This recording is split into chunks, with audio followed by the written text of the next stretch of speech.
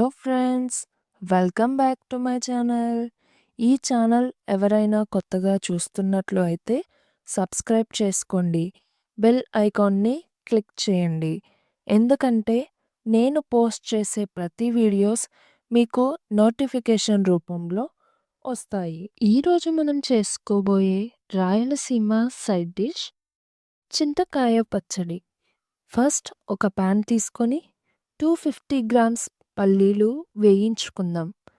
పల్లీలు మాడిపోకుండా వేయించుకొని సైడ్కి పెట్టుకోండి. పల్లీలు చల్లగా అయిన తరువాత ఒక మిక్సీ జార్ తీసుకొని పల్లీలు మెత్తగా అయ్యేలాగా గ్రైండ్ చేయండి.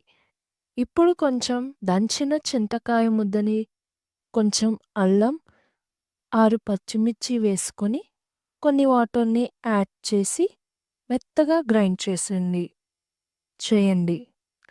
అల్లం వేసుకోవటం వల్ల కడుపులో గ్యాస్ ఫామ్ అవ్వదు.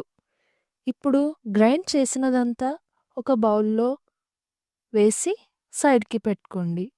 తరువాత ఒక కడాయి తీసుకొని 1 టేబుల్ స్పూన్ ఆయిల్ వేసి వేడి అయిన తర్వాత ఆవాలు, జీలకర్ర, పోపు దినుసులు, కొంచెం కరివేపాకు, 7 ఎల్లిపాయలు, 2 ఎండుమిర్చి వేసి ఫ్రై చేసుకోండి.